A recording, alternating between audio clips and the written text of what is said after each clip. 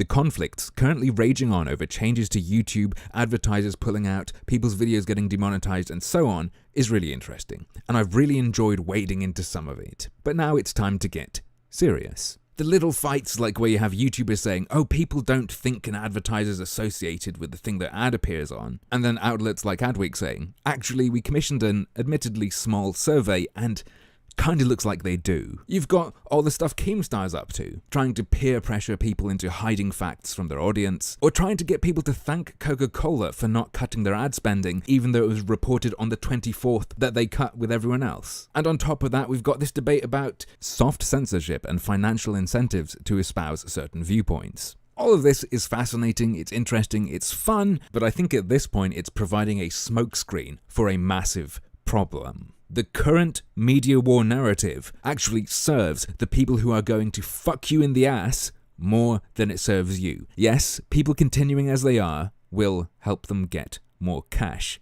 but it will also help them forfeit entirely the fight for the future of new media, because vital parts of the full picture are being cut out by pretty much everyone I've seen talking about this. What you'll typically hear is that old media, however you want to define that, is losing money. They're losing advertisers to YouTube.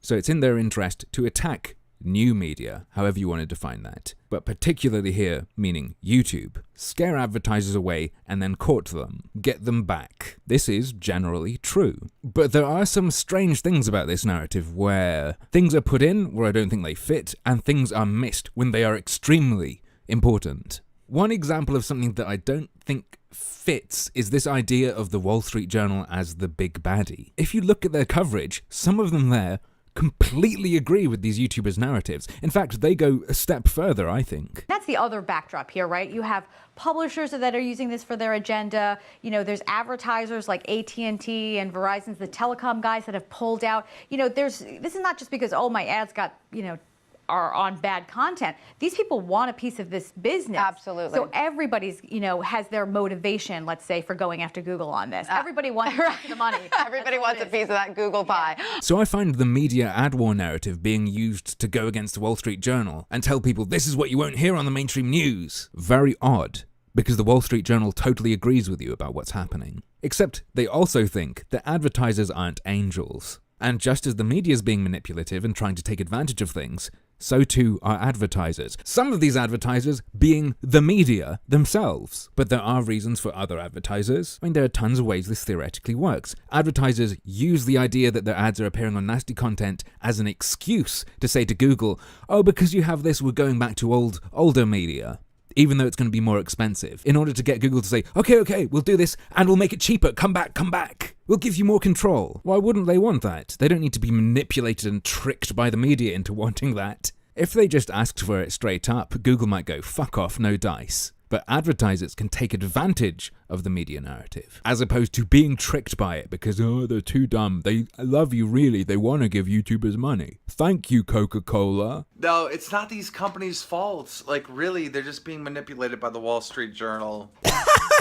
Fucking hell. If these are the people fighting on new media's side, if these are the commanders of the army, you've lost already. You're done. But speaking of people being manipulated, narrative as it stands seems to go, media manipulates advertisers, manipulates Google, manipulates you. I think there are steps of manipulation before you get to the media's manipulation. And the reason it keeps rolling forward is because each step involves the manipulation being beneficial to the person being manipulated. Advertisers being, wink wink, manipulated by the press is an excuse for them to fuck with Google, right? And similarly, I think there is some evidence of manipulation happening to the media. Take a look at this source in this article on Fox News' site. The piece is called, Pricey Super Bowl Ads Resurface on YouTube Fronting ISIS Videos. And they quote a guy called Eric Feinberg. He says, you look at corporate America's ads in front of these videos, and it really has a reputational risk. The advertising community needs to take responsibility, go to YouTube, and threaten to pull their ads. Fuck me, that's a bit direct, isn't it? We all understand why the media will be happy to quote him because it benefits them for that to happen, right? But why does this guy want that? Well, Eric is CEO of GIPEC or JPEG, however you're supposed to say it, it stands for Global Intellectual Property Enforcement Center. My understanding is that they use technology to deal with terrorism and hate speech on the internet. As we've seen, pieces on sites like Fox News used him as a source, and there's also an extremely interesting piece I found on adage.com. It's written by a guy called Jack Neff, and it's called Meet the Man Behind YouTube's Sudden Ad Crisis. He has a patented fix. Mr. Neff writes, major marketers' ads have likely been showing up on or near YouTube videos promoting terrorism, neo-Nazi groups, and other web content for a long time. So why has the brand safety problem suddenly burst into the open, prompting big advertisers such as General Motors, Walmart, Verizon, AT&T, and Johnson & Johnson to stop spending on YouTube or other Google properties?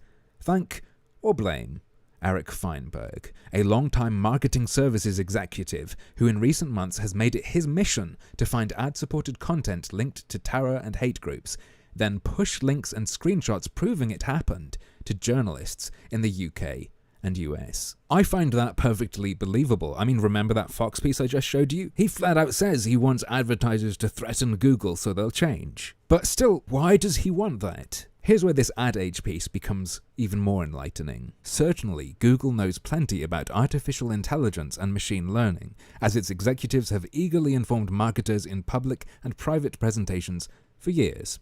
And last week, as major advertisers one after the other pressed pause on YouTube advertising, Google said in a blog post that it's beefing up its tech efforts and hiring more people to prevent placement of ads with unsavory content.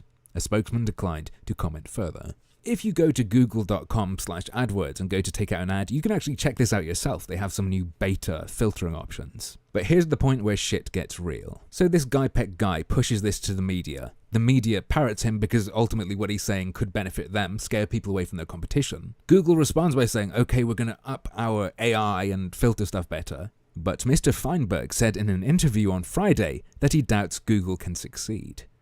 At least, he said, not without violating my patent. So apparently this guy managed to get the press to push something because it will benefit them, because it will influence advertisers, some of whom will benefit from being manipulated, wink wink nudge nudge, into being afraid about where their ads are being placed, who will then pressure Google to fix a problem that this guy thinks the only way they can solve would involve them violating his patent. Fucking hell. Hats off, absolute mastermind level shit, and it looks like it's happened. So that's pretty cool, right?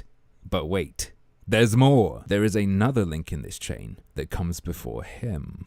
And it is, I think, the most worrying link. And it's why I think this fight for ad rev is folly. While that struggle continues, and whether it's won or lost, I think the fight for Google's YouTube to be a great free speech platform resistant to higher powers was already quietly lost some time ago. 31st of May, 2016. European Commission and IT companies announced Code of Conduct on illegal online hate speech. The Commission, together with Facebook, Twitter, YouTube, and Microsoft, today unveil a code of conduct that includes a series of commitments to combat the spread of illegal hate speech online in Europe. This is the step in the narrative chain that comes before our friend Feinberg's anti-hate speech patent. This is the bear trap that Google willingly stepped on. And this is why, even if YouTubers deal with the advertiser situation, get their AdSense back, yay, my pockets are full again, you've done nothing to fight censorship. You have not dug up the root of this weed. You've just snipped off the prickly bit that bothers you personally, leaving one of the roots to sprout more prickly bits that are going to fuck you up the asshole later, and can happily grow out of the first bit in the chain without needing any of this, although it does bolster it. Check this out. I saw this looking at the press section of the European Jewish Congress's site. One of Europe's leading Jewish figures has condemned tech giant Google amid a growing controversy over its refusal to remove anti-Semitic videos from subsidiary site YouTube. Dr. Moshe? That sounds Japanese, but whatever. Dr. Moshe Kantor, president of the European Jewish Congress, said he was, quote-unquote, alarmed at Google's decision to allow around 200 allegedly anti-Semitic titles to remain online. I'm alarmed by the refusal of technology giants such as Google to adhere to the European Commission Codes of Conduct on Hate Speech, which they voluntarily adopted, said Kantor in a statement. Our fundamental right to free speech cannot be used to justify the very real crime of incitement to religious hatred.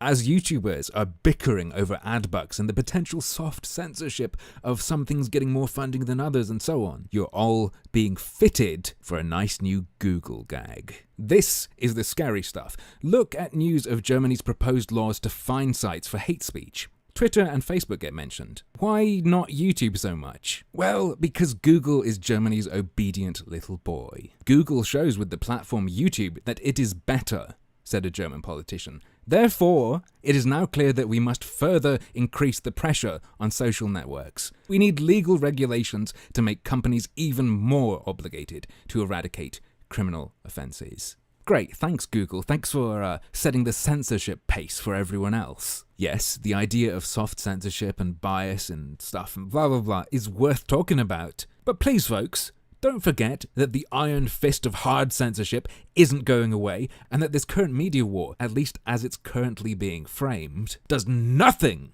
to fight that. Everything to make it easy to ignore, and only has an objective that goes as far as is necessary to ensure that YouTubers get paid. What we're all seeing being waged right now isn't actually a war. It's a publicity stunt. But, as usual, that's just another one of my harmful opinions.